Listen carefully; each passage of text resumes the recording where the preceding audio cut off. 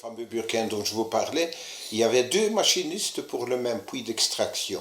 Il y avait deux machines tout à fait indépendantes, une à courant continu qui avait été récupérée à Marimont, et une seconde, c'était un Treuil-Moutiot, nouveau système, avec des moteurs qui tournaient du matin au soir, et c'était l'accouplement entre le moteur et la partie mécanique qui remontait les chariots se faisait par injection d'huile sous pression dans l'accouplement, si vous voulez. Et ça a fonctionné comme ça jusqu'au moment où on a décidé d'abandonner aussi. Et les installations ont arrêté les unes après les autres. Bon, maintenant, qu'est-ce que je pourrais encore dire? Après les inondations, quand tout a été réinstallé, parce que quand on a été inondé, il a fallu renforcer les pompes à 1150, à 1040, à 935 et à 800.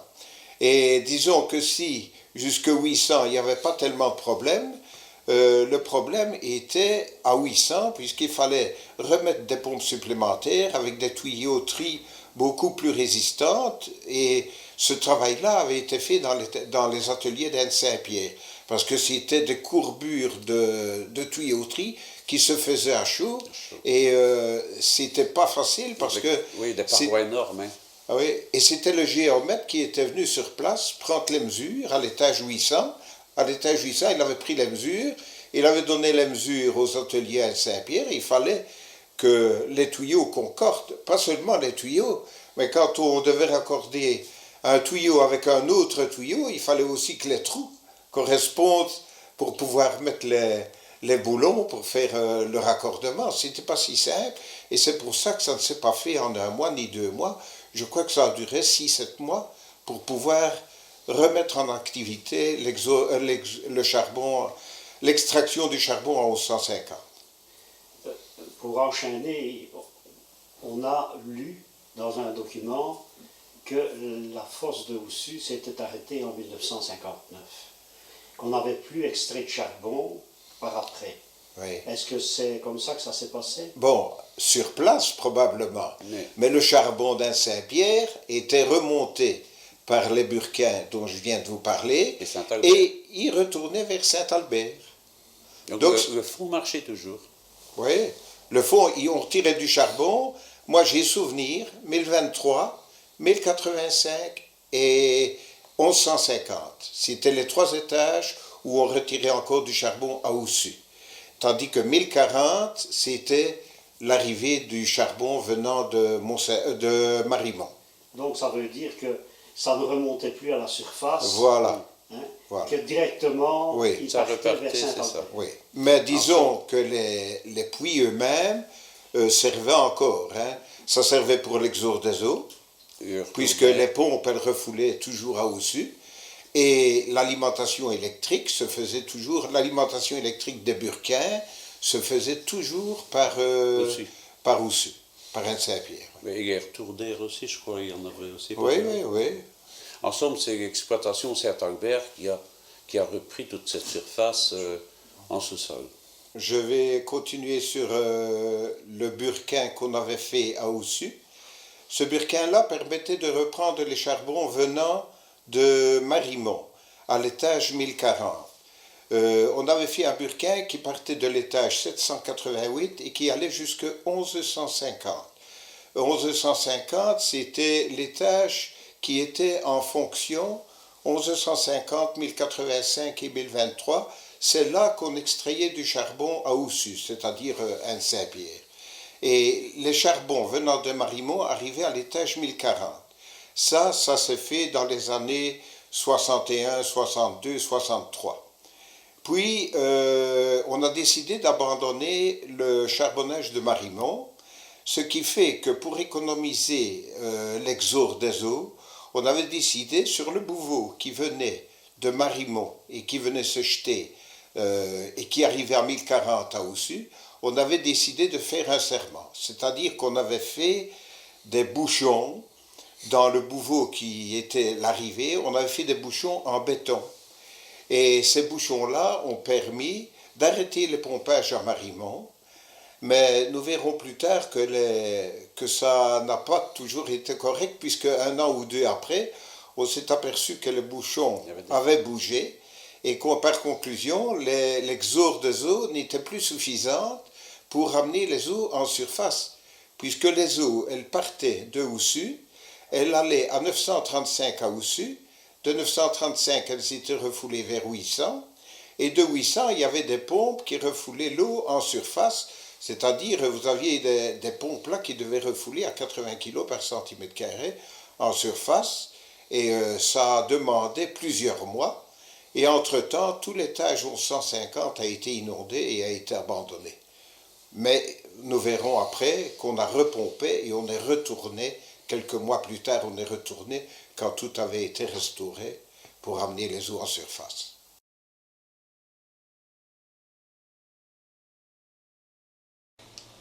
Le premier contact est un peu rebutant. Tout d'abord parce qu'il faisait un temps de cochon, la neige fondue, venant d'un endroit, je dirais pas idyllique, mais enfin assez sympathique, je découvre un environnement assez pénible. Première impression. Évidemment, ce n'était pas encore le travail. Le lendemain, on descend. On descend au fond. La descente au fond, c'est, pour celui qui ne l'a jamais fait, un peu impressionnant. On est encaqué, hein, il n'y a pas d'autre mot, ça dure longtemps, même si on descend vite. Et puis, une fois qu'on arrive au fond, il faut se carapoter dans des veines et des tellement étroites que bon, on est à genoux, on racle son casque sur le... Bon. Et puis, il fait très chaud. Et il y a beaucoup de bruit. Les marteaux-piqueurs, ça vous casse les oreilles. Mais le travail avance. On voit sur la bande de tapis roulant le charbon qui se développe et on est entouré de gens qui sont chaleureux. Même au cœur de la mine au fond. Bon, on est noir hein, quand on sort. Et puis c'est un peu embêtant de garder ses yeux entourés de charbon. On a beau se laver, etc. Ça va. Enfin, c'est caractéristique. Comme ça, vous êtes mineur. On sait que vous travaillez dans la mine. Ce que j'ai trouvé aussi comme première constatation, c'est la solidarité. Bon, on n'a heureusement pas tous les jours des accidents, mais quand il y avait le moindre pépin, c'était tous ensemble. On essaye, chef porion, mineur, on essaye de le résoudre. Solidarité, c'est une chose, et ça reste quand même un travail pénible. Et puis alors, cette espèce de grand hall dans lequel on tend ses affaires, la salle des pendus, c'est assez spécial, je dois dire. Bon, mais c'était de son temps. Au jour d'aujourd'hui, il n'y a pas beaucoup de mines encore en activité, sauf en Russie, comme nous venons d'avoir la triste expérience. Charbonnage. Mais il faut se lever tôt aussi. Même pour un étudiant qui est habitué, c'est un des éléments, je voyais bien, je ne faisais pas encore clair, quand tous les gens allaient chercher leurs lampes pour descendre. Charbonnage, un beau métier. Évidemment, quand on n'est pas mineur, il y a beaucoup d'autres aspects. Bon, on pratique son métier d'ingénieur, en l'occurrence à l'atelier électrique de Recet. Et bon, on ne passe pas son temps au fond de la mine. Mais bon, il y a aussi cette chaleur. Il y a la fête de la Sainte-Barth aussi. Ce n'est pas la fête de la Sainte-Barth, ce sont les jours de Sainte-Barth. Parce qu'en fait, il y a le jour, on ne fait rien. La veille, il faut lever un maximum, faire arriver au jour un maximum de tonnage. Puis le lendemain, on est comme gentiment le pensionnat à la grand-messe, avec le premier rang, directeur gérant, et puis c'est un peu particulier quand même. Par contre, une fois qu'on se retrouve autour d'un verre, ou autour à l'une ou l'autre occasion, festivité, là, ça débonde. C'est vraiment les copains, c'est la joie, c'est la danse. Et puis, bon, c'est sûr que quelques jours après, on reprend le boulot. Mais je ne suis pas resté très longtemps au charbonnage, au moins dans une première phase. Puisque, électricien, j'ai été appelé à la mise en service, même plus que ça, pendant la construction de la centrale électrique de Péronne. J'étais chargé, en fait, de ma fonction de surveillant. Je devais aller voir les travaux, je devais faire un rapport de tout l'avancement qui se faisait. Et puis, bon, après, quand la construction était finie, c'était les pauses. Nous étions 2 ingénieurs à alterner l'après-midi et la nuit, 2 jeunes ingénieurs, et un ingénieur divisionnaire qui lui faisait la pause du matin de 6 à 14. Le week-end, c'était 12 heures de prestation. Là, on en avait parfois un peu marre. Après quelques années de passage dans d'autres activités, je suis revenu au charbonnage comme directeur général. Mais là, c'était plus pour l'exploitation du charbon, c'était en fait pour la liquidation. Avec notamment 2 activités. C'était d'une part la vente du patrimoine, essentiellement composé de maisons ouvrières, mais aussi l'exploitation du grisou. Alors là, ce fut quand même aussi une fameuse affaire. Transformer le sous-sol du charbonnage du centre, puisque de Recet, on était passé, on s'était élargi au charbonnage du centre. Donc, se servir du sous-sol, des galeries, pour stocker le gaz. Et ça a été fait, bien sûr, en discussion avec Distrigaz, qui assurait déjà précédemment la sécurité dans les mines.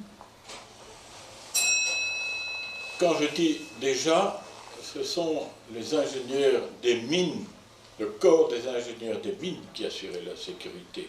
Et donc, il y avait 3 acteurs. Il y avait Distrigaz, il y avait les ingénieurs des mines, qui étaient le garant de ce que les choses se fassent convenablement, et puis il y avait le titulaire de l'exploitation du sous-sol. On a donc fait un contrat pour louer le sous-sol, céder la concession du sous-sol à Distrigaz. Ça a duré un certain temps, mais malheureusement on s'est rendu compte que, d'une part, le sous-sol était trop un gruyère, qu'on ne pouvait pas monter en pression. Distrigaz avait l'intention d'atteindre au moins 10 kg, voire 20 kg de pression. On n'y est jamais arrivé parce que le sous-sol n'était pas étanche. On n'a heureusement pas eu le même accident qui s'est produit quelque temps auparavant à Anderlues. Donc il n'y a pas eu d'accident, mais on a constaté des fuites de gaz un peu partout. Et donc l'opération de stockage de gaz souterrain par Distrigaz n'a pas eu le développement attendu, et je ne sais pas exactement quand, mais sans doute une dizaine d'années plus tard, tout a été arrêté, alors qu'on a installé une grande sous-station de détente avec des dépenses très importantes. Enfin, c'est comme ça. C'était quand même un essai intéressant, puisqu'on avait un volume énorme et qu'il n'y avait pas que Recet qui pouvait servir de réservoir.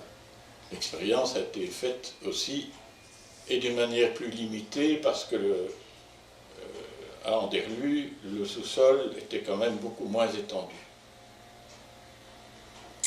Voilà, je suis revenu au charbonnage pour liquider, et j'ai terminé la liquidation pour passer à d'autres choses.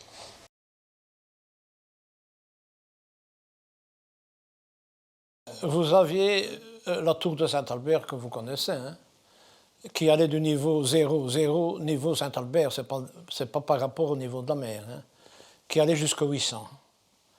À 800, vous aviez un bouveau principal qui partait sur 4 km environ vers le nord, avec à un endroit donné une bifurcation vers l'est, vers le siège de Saint-Aldegonde, parce que les ouvriers descendaient à Saint-Aldegonde, mais le charbon remontait par Saint-Albert.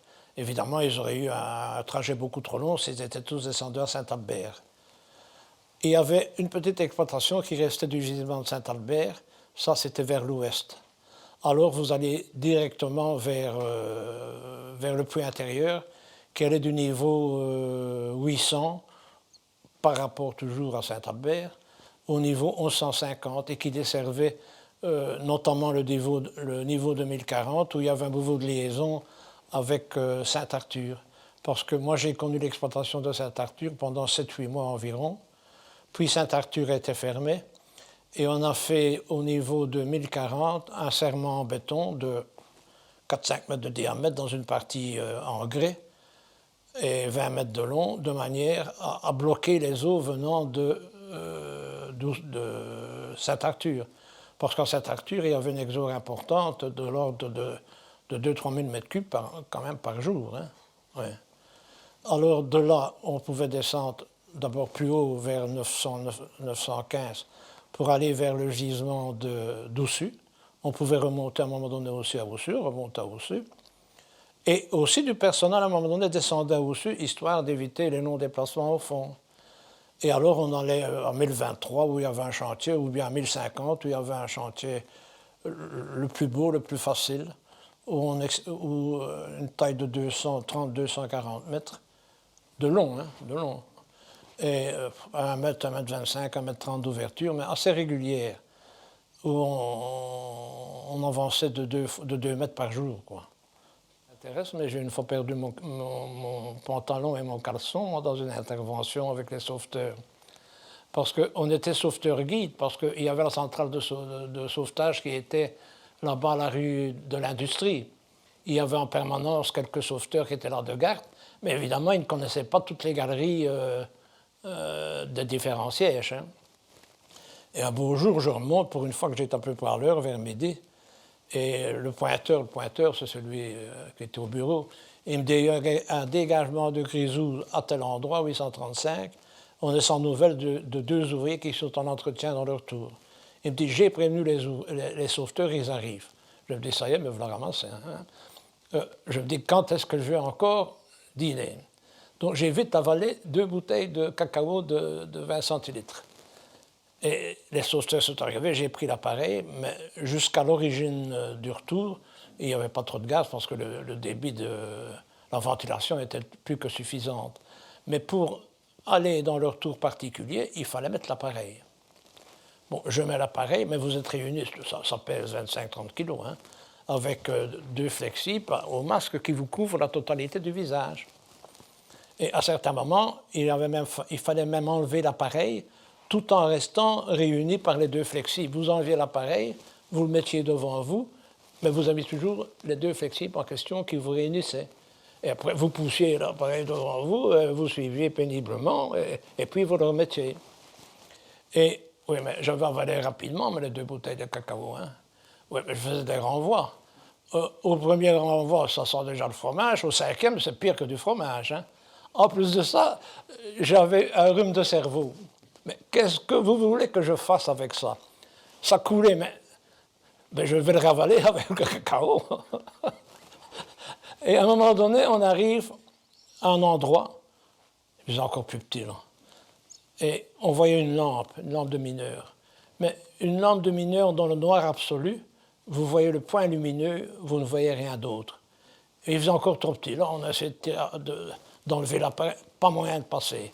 Et je regarde mon manomètre, j'avais plus que 25 kilos. Et je dis au-dessous de combien vous autres? 50. J'avais sans doute pompé plus fort. Et je me dis, bon, il reste encore 5 minutes, et puis si ça ne va pas, ça ne va pas passer, ça ne va pas passer, qu'est-ce que vous voulez faire, hein? Et moi, je suis remonté, donc la partie inclinée, et puis la partie horizontale. Et en arrivant à la partie horizontale, le masque me colle au visage, plus d'oxygène, plus rien du tout. Je défais la ceinture de l'appareil, la boucle du masque, je fous tout par terre. Et je me dis, j'ai encore 200-300 mètres à faire, je vais essayer de les faire sans respirer. Oui, vas-y toujours, hein. Après 20 mètres, vous respirez, hein. Et je respire justement dans une partie où il faisait assez grand, là, hein. Il y avait 2 mètres, 2 mètres 50. Et le gaz se tient toujours dans les parties hautes, hein. Je respire et je me sens partir. Et je tombe par terre, hein, vraiment sur le sol. Mais là, je continuais à être conscient. Donc je me dis, tiens, au ras du sol, ça peut aller. Je vais respirer un bon coup au ras du sol. Quand j'aurai fait, je ne sais pas, 20-25 mètres sans respirer, je respirais à nouveau au ras du sol. Et j'ai progressé ainsi. Mais à un moment donné, il y a une sclam, c'est du bois de garnissage autour des cartes, qui vient prendre à mon pantalon. Je défais la ceinture de mon pantalon et je tire. Et mon caleçon et mon pantalon sont restés là. Alors j'arrive dans le retour général, enfin le retour où il n'y avait pas trop de gaz, et il y a un chef porion du bois, Léon Dubois, il me dit, qu'est-ce que vous avez fait? Je dis, vous prenez un appareil, allez chercher mon pantalon et mon caleçon. Et il y avait d'autres sauveteurs qui étaient là, qui attendaient. Mais attention, il me restait ma chemise et ma chemisette. Elles étaient aussi percées que si j'étais tombé dans la cendre, hein. On aurait pu les tordre. J'ai l'impression que j'avais perdu 2-3 kilos en 1h30. Et je me couche sur une civière qui était là, pour ne pas rester dans le courant d'air, hein, et je mets une couverture sur moi. Et au moment où mon pantalon arrive et mon caleçon, c'était de longs caleçons, hein, il y avait Sandra, l'ingénieur principal, qui arrivait avec l'ingénieur du corps des mines. Et mon caleçon arrive et mon pantalon, et eux arrivent, mais attention, il n'y a pas énormément de place, il y a juste les fers qui donnent ainsi, et ils étaient à 3-4 mètres de moi, sans savoir que c'était moi, et à ce moment-là, je me relève. Et pour moi, ils croyaient que c'était une victime qui était morte par terre, hein, et je vois qu'ils font ça. Enfin, ça, c'est un épisode, hein. Ouais, il y a eu d'autres accidents, mais...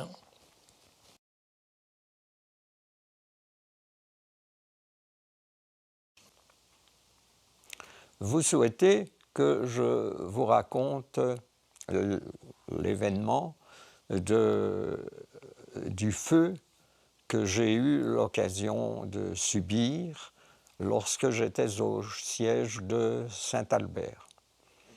Bon, quelques petits mots de technique pour comprendre. Il arrive que pour creuser des galeries en roche, il faille utiliser des explosifs. Certains explosifs sont de sécurité et certains explosifs ne le sont pas. Cela dépend de l'endroit où on les utilise. Il y a effectivement des endroits où il n'y a pas de grisou du tout et il y a des endroits où il y en a en permanence. Il se faisait que cette nuit-là, un homme que l'on appelle un bout de feu, ayant reçu éducation pour, ayant reçu mission et ayant reçu pouvoir d'utiliser les explosifs, était donc dans la galerie parce qu'il fallait creuser. C'est comme ça que l'on avançait de 30 ou 40 cm, enfin. On avait donc creusé des trous Alors à ce moment-là, il fallait mettre les cartouches d'explosifs et les bourrer comme on fait dans n'importe quel usage d'explosifs.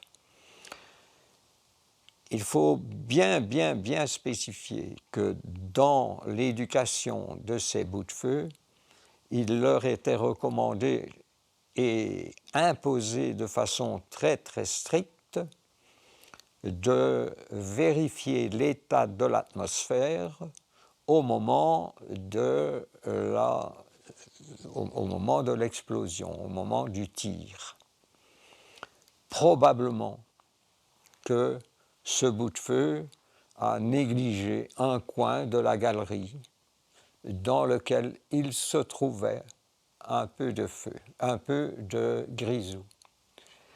Et au moment où il a déclenché l'explosion, cette petite poche de grisou s'est enflammée et étant enflammée, elle a créé une réaction de retrait, attirant en même temps le grisou qui pouvait se trouver à d'autres endroits.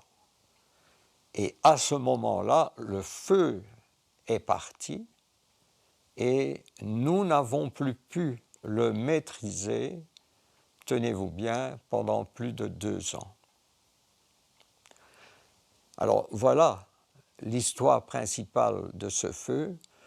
Évidemment, je fus rappelé immédiatement. J'ai pris les quelques mesures qu'il fallait, surtout évacuer le personnel et surtout ne pas le faire repasser sur l'endroit où se dégageaient les gaz de combustion, qui étaient évidemment délétères et mortels au possible. Cette chose étant là, je peux peut-être vous dire que retournant 2 ans après dans cette galerie, qui d'ailleurs n'avait pas été affaissée inutilement, retournant dans cette galerie, d'abord le sol s'était soulevé et c'est un phénomène d'aération. Il n'y a plus d'aération et le sol se soulève.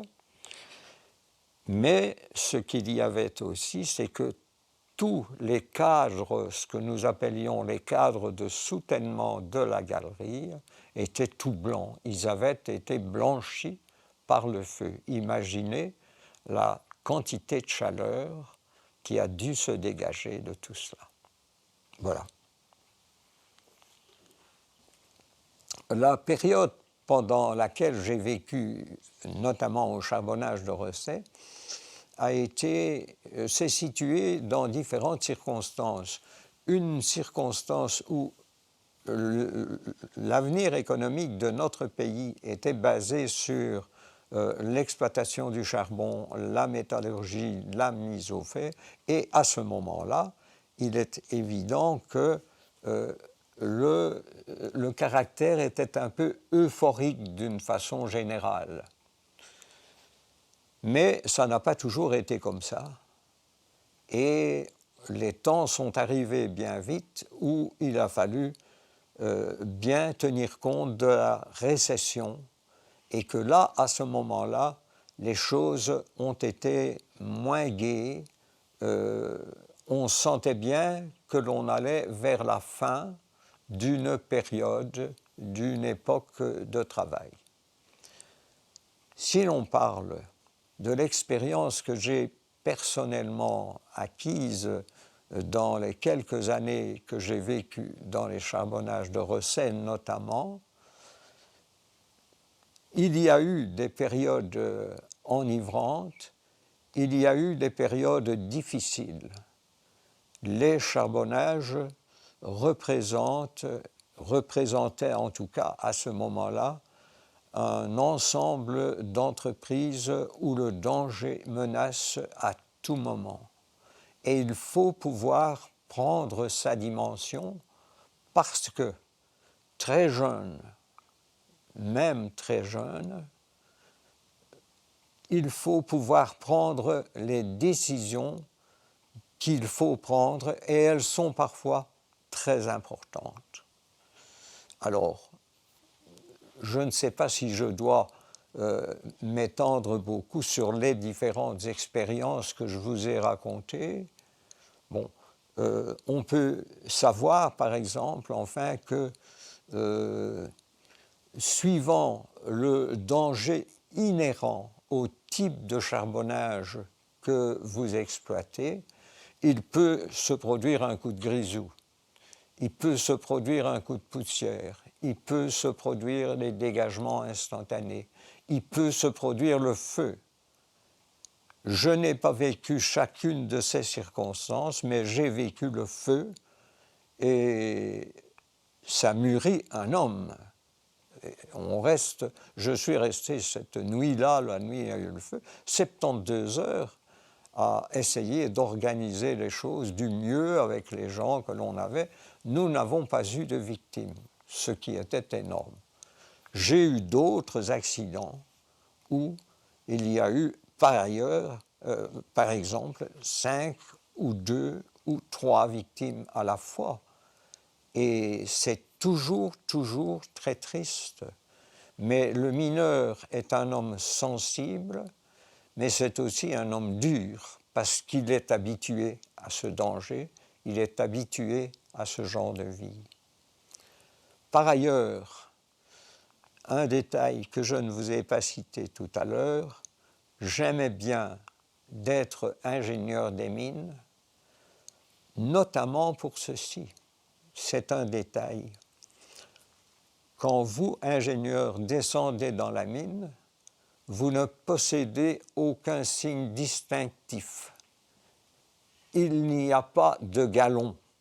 Vous êtes habillé comme les autres, vous avez une lampe comme les autres, vous prenez à part le danger comme les autres, et même plus que les autres, puisque vous avez autorité si quelque chose se passe. Et pour moi, ça a toujours été un élément important, c'est de ne pas avoir les galons affichés sur le costume de mineur. Alors, ça, disons, en tout cas, ça m'a fortement impressionné et ça m'a tenu, enfin. Les gens vous reconnaissent parce que c'est vous, parce que c'est la personne, c'est l'ordre qu'il donne, c'est la facilité qu'il suggère ou n'importe. Mais le contact est très humain, notamment sous cet angle-là. Il y a cependant le respect qui existe. Les ouvriers vous respectent. Je ne me souviens pas avoir jamais été insulté ou autre, enfin.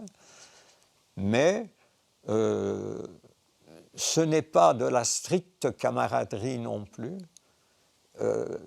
Les choses qu'il faut décider, les choses qu'il faut dire pour que progresse l'action économique, pour que progresse l'action industrielle, ce sont des choses précises et qui valent d'être occupées et on ne peut pas passer à côté. Mais pour le reste, vous restez quand même dans un contact humain extrêmement important.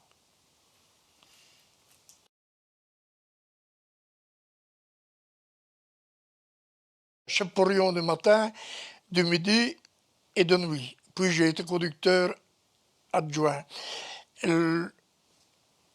C'est 3 postes tout à fait différents. Donc le premier poste le matin, c'était l'abattage du charbon. L'après-midi, on nettoyait le charbon, on changeait les installations, on faisait le foudoyage, on faisait un peu de tout. Mais le poste le plus important pour un chapeaurion, c'était de nuit. Parce que quand il arrivait le soir avant de commencer sa journée, il était toujours, comme on disait, obligé de remettre le pain sur la table. Ce qui veut dire que le matin, on abattait le charbon, le midi, mais si vous arriviez le soir, s'il y avait eu n'importe quoi de la journée, des ennuis ou l'autre, vous deviez toujours arriver à changer pour que le lendemain matin, on puisse abattre le charbon. Il fallait trouver beaucoup d'astuces pour tirer son plan. L'expérience de tirer son plan. Comme je viens de le dire, il fallait toujours trouver une solution. Il fallait que le charbonnage tourne sans prendre des risques inconsidérables, ne pas faire de bêtises, mais il fallait toujours tirer son plan. Il fallait faire beaucoup de choses. C'était ça. C'était la beauté du travail, si vous voulez. Que tout à chaque moment, il pouvait se produire quelque chose d'improviste et il fallait avoir une réaction immédiate. Vous ne pouviez pas dire, mais dans une heure, on fera ça. Il fallait trouver le plaisir de faire tourner le charbonnage. Et le chef ne faisait pas ça tout seul. Il y avait une collaboration, surtout les ajusteurs. D'ailleurs, il y a encore un thé par le bal ici qu'on appelle battante.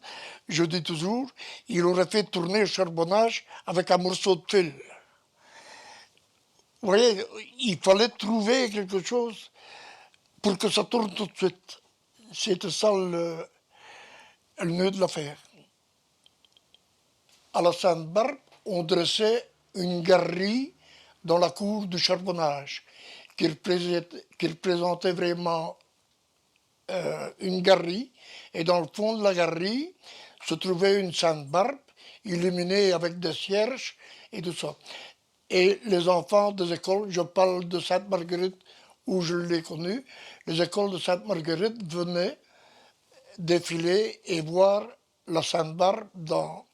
Et alors, toutes les femmes pouvaient venir voir la Sainte-Barbe, et c'est le seul jour de la Sainte-Barbe où on autorisait les femmes à aller voir la remontée et les hommes sortis des cages. On avait la chair de poule parce que c'était vraiment... Et entendre les enfants prier et tout, c'était vraiment beau. Et alors, ça, c'était la fête entre tous les porions. On était partis pour toute la journée et jusqu'au lendemain.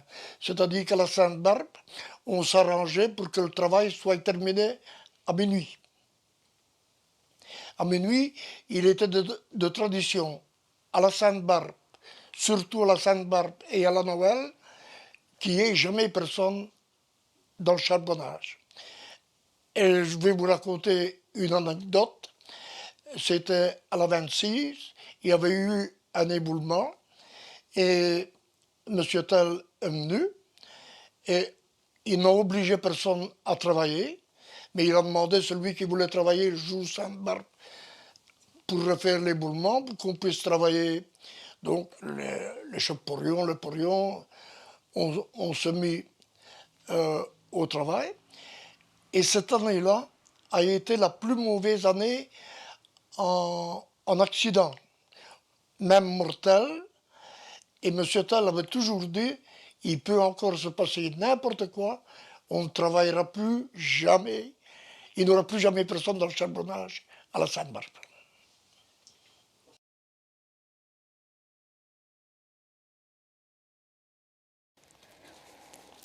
Il menait de front donc sa vie d'industriel, sa vie d'homme politique, et il était souvent demandé à faire des conférences.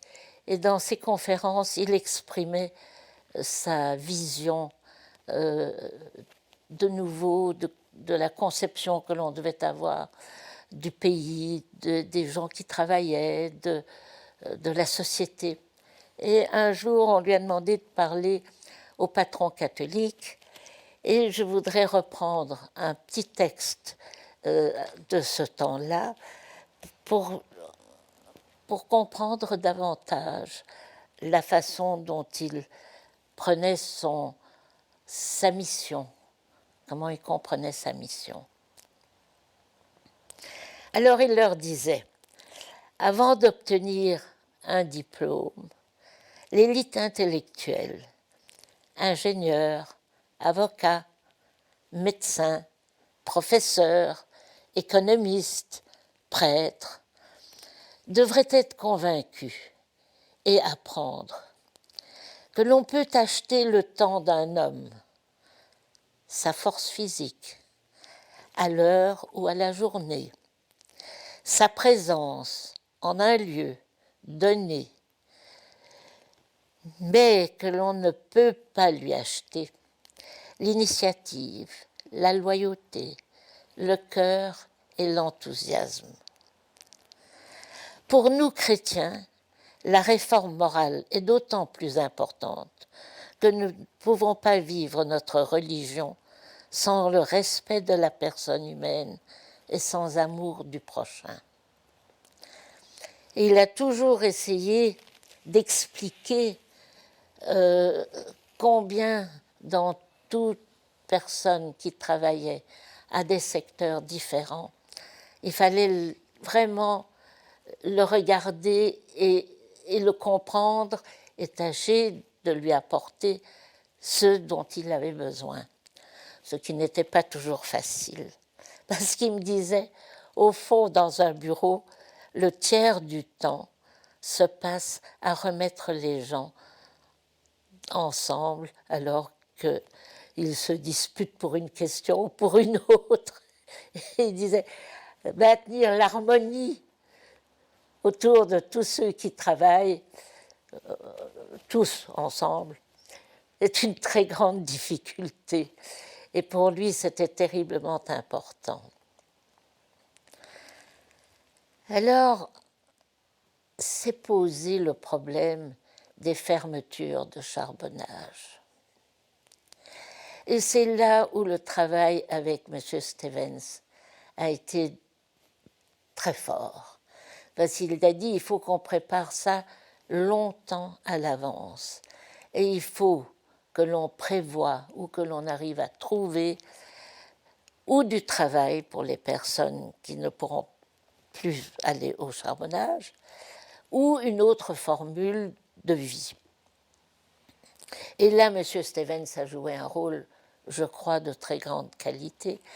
Et je ne sais pas le nom de la personne qui a été chargée pendant 1 an pour trouver du travail pour chacun de ceux qui n'auraient pas de travail en quittant le charbonnage. Je ne peux pas savoir quelle est cette personne. Mais je crois pouvoir dire que quand il s'est agi de fermer le charbonnage, je pense que chacun, j'espère, a pu trouver, grâce à ce travail préalable de M. Stevens et de son acolyte, ont pu trouver une formule heureuse, le plus heureuse possible. En tous les cas, il y a une chose assez étonnante, c'est que le charbonnage de Rosset est le seul qui n'ait pas fait grève et que la fermeture s'est faite d'une façon paisible. Je ne sais pas si elle s'est faite d'une façon tout à fait heureuse pour tout le monde, mais en tous les cas, je crois qu'on a essayé de le faire de la façon la plus humaine. Ça, c'est le dernier souvenir que j'ai de Rosset.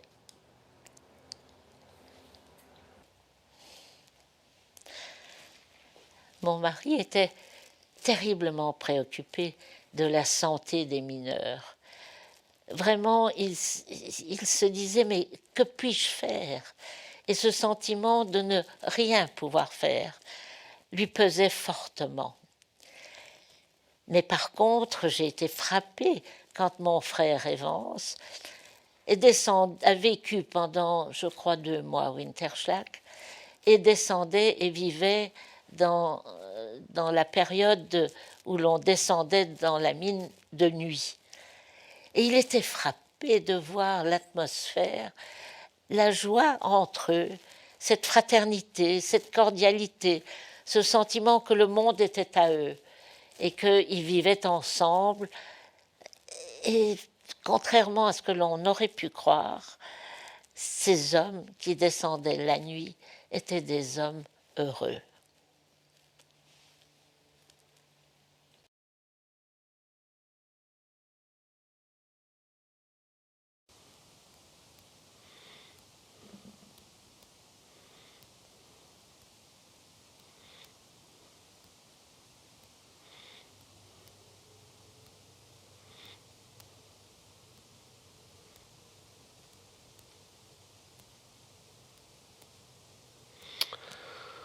Je me pose beaucoup de questions sur mon métier et surtout le départ de mon métier d'ingénieur des mines. J'avais conçu ce métier comme un métier qui aurait permis aux mineurs de souffrir moins de leurs conditions de travail. La lutte contre les poussières et surtout les risques d'accident. En fait, lorsque j'ai fait mes premiers pas au charbonnage de Saint-Aldegonde, il se fait qu'il y avait la grippe. Tous les ingénieurs étaient malades, sauf moi. J'avais 15 jours de présence à la Société anonyme des charbonnages de Recet.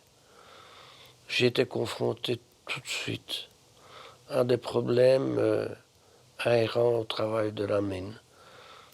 Dégagement de grisou et dégagement de poussière. J'ai donc été confronté tout de suite au danger d'une mine de 3e catégorie.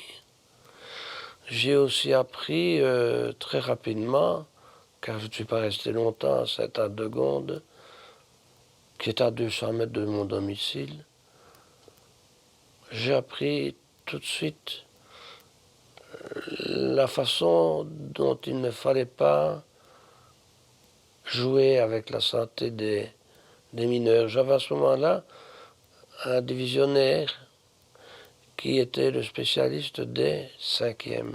Qu'est-ce que c'était un 5e? On supprimait un 5e du salaire de l'ouvrier parce qu'il avait soi-disant fauté. Encore fallait-il savoir ce que c'était fauté. Ensuite, après un passage rapide à Saint-Aldegonde, j'ai été envoyé à Sainte-Élisabeth pendant 1 an et demi, où j'étais censé apprendre le métier d'ingénieur du fond. Oui, apprendre, mais apprendre le métier d'ingénieur du fond, qu'est-ce que c'était réellement? Descendre, voir, accompagner, subir aussi, mais apprendre. Le charbonnage de Sainte-Élisabeth était 3e catégorie. Il faut vous dire que tous les ouvriers étaient des ouvriers flamands qui venaient en autocar de la région d'Ostende, même de Knock. Est-ce que vous vous rendez compte du trajet que ces gens faisaient pour venir travailler et rentrer chez eux? Là aussi, les gens se disputaient pour avoir la première cage, surtout à 5 heures du matin, parce qu'il faut savoir que du charbonnage, certains reprenaient l'autocar, mais d'autres reprenaient le train. Et donc, vous vous rendez compte du trajet que ces gens devaient accomplir, été comme hiver, après de passer sous une douche chaude, ils repartaient, disons, dans des conditions que j'estimais inhumaines. Par contre, il s'est passé quelque chose de très important pour moi à Sainte-Élisabeth. C'était la proximité de l'ouvrier, la proximité et l'entente entre le jeune ingénieur que j'étais et les ouvriers de ce charbonnage. Cela ne m'a pas échappé et j'en ai conservé dans mes mœurs futures, en dehors des charbonnages, la même philosophie. Une philosophie de je dirais, non pas de soutènement, mais une philosophie de compréhension. De compréhension entre des humains. Je pense que dans beaucoup de charbonnages, cet aspect humain a été oublié. Je pense, je ne me cache pas de le dire, dans les charbonnages de la Société Générale, par exemple, je savais qu'il manquait beaucoup d'humanité. Or, cette humanité existait dans les charbonnages du groupe Copé, manifestement. Et cela, je pense que ça partait du haut vers le bas, il y avait une philosophie, une philosophie non pas de charité, parce qu'on aurait pu croire que c'était de la charité, non, c'était une communauté. On peut dire que dans ce charbonnage de la société Copé, il y avait une communauté. Le charbonnage d'ailleurs faisait des efforts en ce sens pour son personnel. Après Sainte-Élisabeth, on m'a envoyé tout de go à Saint-Arthur. Saint-Arthur est le siège principal de la société de Marimont-Bascou. J'étais fort étonné car cette société n'avait rien à voir avec la société Copé et en plus c'était une société dite franc-maçonne par opposition à la société Copé catholique. Au bout d'un petit temps, je me suis rendu compte qu'on m'avait envoyé un peu comme l'œil de Moscou. En effet, 3 semaines après mon arrivée au siège, eh bien, on a appris que les charbonnages du centre venaient de naître avec la fusion de Marimont-Bascou, de Recet, de Saint-Va.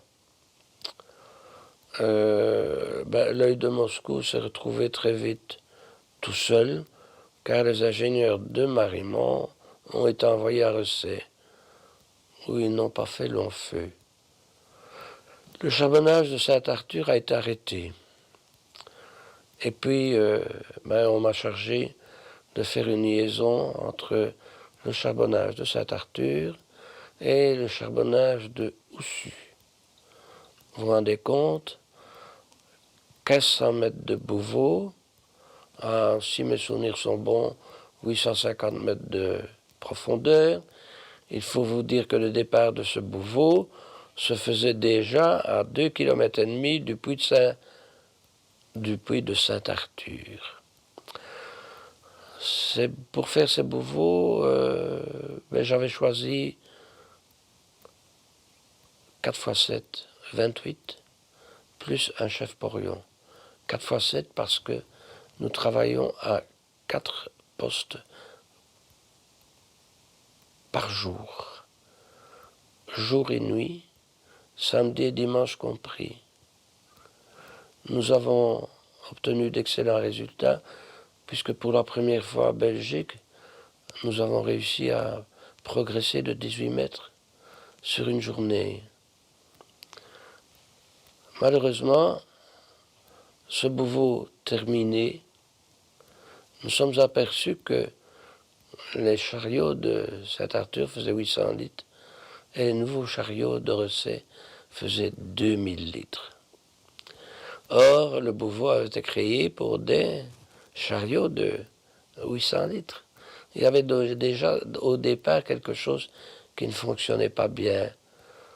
Puis, il faut bien vous dire que, pour bien comprendre, vous descendiez à Saint-Arthur au niveau de 850 mètres, vous faisiez 2,5 km en train électrique, vous descendiez une vallée de 120 mètres pour retrouver la première taille de la Veine-Allée. Et puis, les chariots repartaient vers Oussu via un puits intérieur. Les chariots étaient remontés à l'étage de 600 mètres pour aller à Saint-Albert.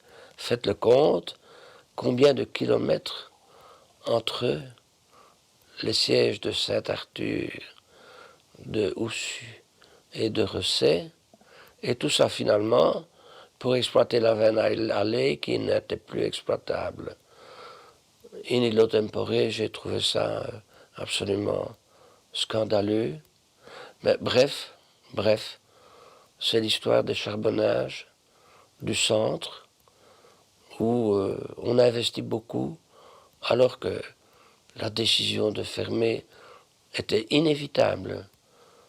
Quelquefois, je me pose des questions existentielles parce que nous avons fait des travaux qui se sont avérés inutiles, mais j'ai retenu quelque chose de fondamental, un peu comme à Sainte-Élisabeth. 4 x 7, 28, plus un chef porion, plus moi. nous étions devenus des amis, travaillant pour une même cause, la sauvegarde du charbonnage de Saint-Arthur.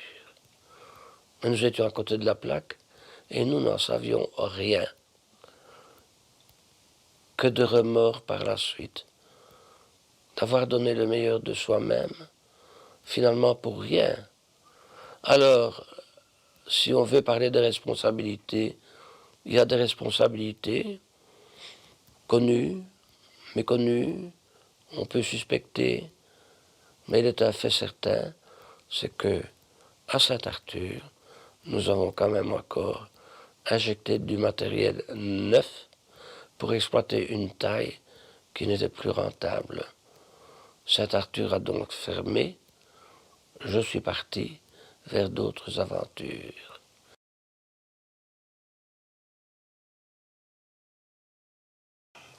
Parce qu'il faut vous dire que le charbonnage de Sainte-Marguerite est un charbonnage classé en 3e catégorie, c'est-à-dire qu'il y avait énormément de gaz et en plus il y avait ce qu'on appelle des dégagements instantanés. Ces dégagements instantanés venaient de la veine de charbon avec la pression du gaz et remplissaient la veine, enfin tout au moins de ce qui restait. Il y a eu pas mal de tués en dégagement instantané de charbon à l'époque. Et cette lampe consistait donc à voir la teneur en grisou, le grisou, donc c'est du méthane, du gaz naturel. Elle consistait à voir la teneur en gaz dans l'atmosphère. C'est une lampe à huile avec une mèche ici, voyez-vous, que l'on baissait le plus bas possible de façon à ce que la flamme devienne bleue. Et alors, on l'a présentée à couronne, c'est-à-dire en haut de la galerie, et il se formait une auréole au-dessus de cette petite flamme bleue. Et l'auréole, plus elle était grande, plus la teneur en gaz était grande. Si bien que, arrivé, je crois, si mes souvenirs sont bons, à 5% de gaz, il y avait explosion. Il y avait une explosion qui se faisait, et puis on ne savait plus la rallumer. C'était terminé. Voilà, cette lampe. Mais c'était uniquement dans les charbonnages, je répète, de 3e catégorie. Là, ça voulait dire que c'était une teneur en gaz très importante, surtout dans les veines de charbon, toujours dans les veines de charbon. Par après, on a instauré des sondages préventifs, c'est-à-dire qu'on forait dans la veine, sur toute la longueur, des grands forages, pour faire sortir le gaz avant d'exploiter le charbon. Ces forages se faisaient la nuit. Et même avec ces forages préventifs, il y a quand même eu des dégagements instantanés. Ici, à Sainte-Marguerite, il y en a eu, je ne sais pas, dans les annales, je ne connais pas, mais il y a eu pas mal de morts à ce niveau-là, dans ce sens-là. Voilà. Vous pouvez la faire bouger. Hein. Voilà. Une descente, le plus bas possible, jusqu'au moment où la flamme, il n'y a plus qu'une petite flamme bleue au-dessus de la mèche.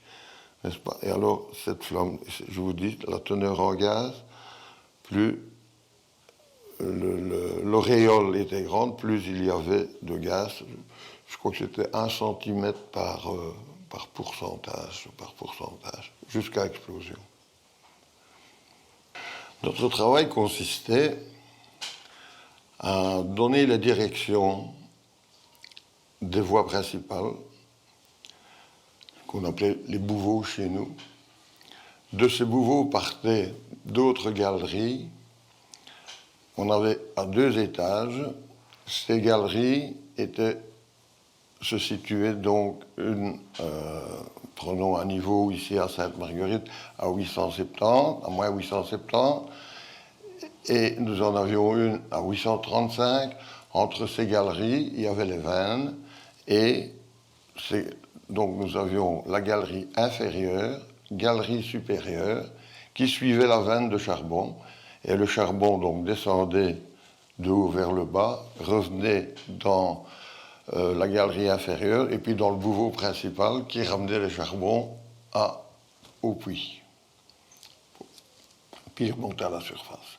Donc nous suivions l'avancement des travaux pour conserver la bonne direction et en même temps la direction. Il fallait aussi suivre le niveau de la veine parce que les pentes n'étaient pas toujours régulières dans le charbon.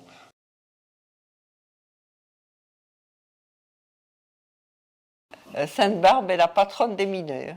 La veille de ce jour, la journée se terminait 2 heures plus tôt. C'est l'occasion au personnel de maîtrise et aux ingénieurs de se retrouver au café Les Marronniers et de s'offrir une tournée.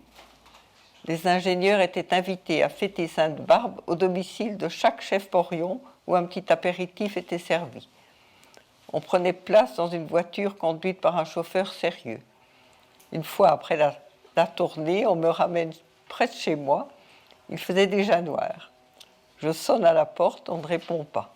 Alors étonné, je reprends mes esprits et je m'aperçois que je me suis trompé de maison. Bien vite, j'ai retrouvé la mienne. J'ai appris qu'un de mes collègues, travaillant à un siège voisin, a été reconduit chez lui dans une brouette. Vive Sainte-Barbe!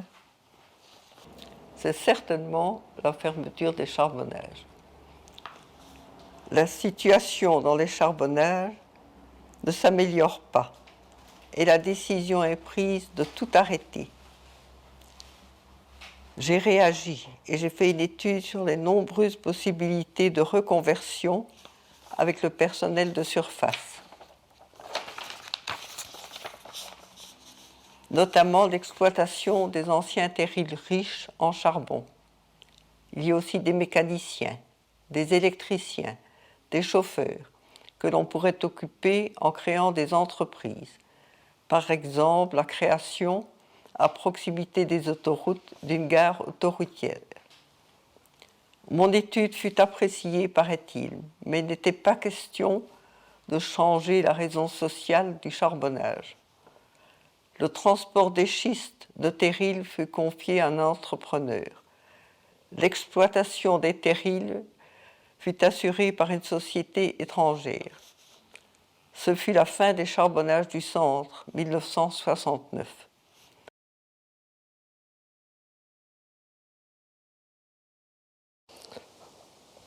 L'expérience d'une vie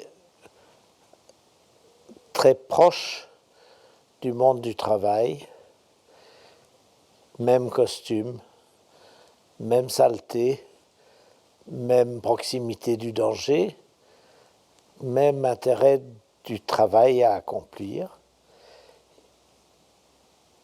Ceci n'étant pas tout à fait neuf pour moi, car pendant mes études, j'ai eu l'occasion de faire un stage aux mines de l'État hollandais, où j'ai déjà approché cette vie d'entreprise, cette vie d'ingénieur au sein du monde des travailleurs de la mine.